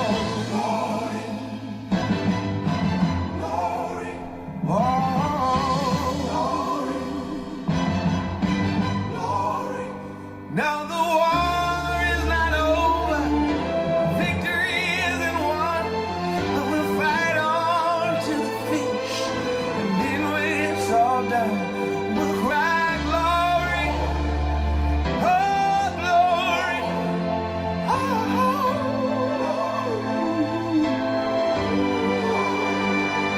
Selma is now for every man, woman, and child. Even Jesus got his crown in front of a crowd. They march with the torch, we gon' run with it now. Never look back, we done gone hundreds of miles. From dark roads, heroes, to become a hero. Facing the League of Justice, his power was the people. Enemy is lethal, a king became regal. Saw the face of Jim Crow under a bald ego. No one can win a war individually. It take the wisdom of the elders and young people's energy. Welcome to the story we call victory. The coming of the Lord, my eyes have seen the glory. One day, when the glory comes, it will be ours.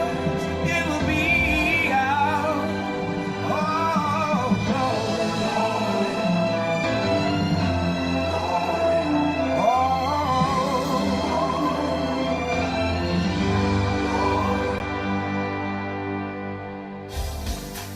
You've been listening to the Sir Walter Jones Radio Show, where he provides you with a biblical perspective for your everyday life.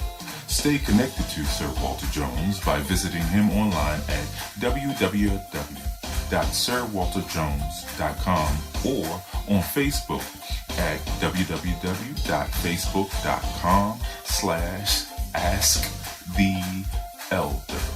Stay tuned until next time with the Sir Walter Jones Show with Sir Walter Jones. If you can't find any work, I'll put in a good word for you at my job, man. You ain't got no job! Yeah, one more time. Randy Watson, how about it? We shall overcome.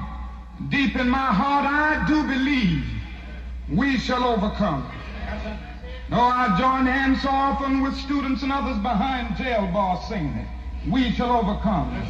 Sometimes we've had tears in our eyes when we joined together to sing it, but we still decided to sing it. We shall overcome. No, before this victory's won, some will have to get thrown in jail some more, but we shall overcome. Don't worry about us. Before the victory's won, some of us will lose jobs, but we shall overcome. Before the victory's won, even some will have to face physical death. But if physical death is the price that some must pay to free their children from a permanent psychological death, then nothing shall be more redemptive. We shall overcome. Before the victory's won, some will be misunderstood and called bad names and dismissed as rabble-rousers and agitators, but we shall overcome. And I'll tell you why.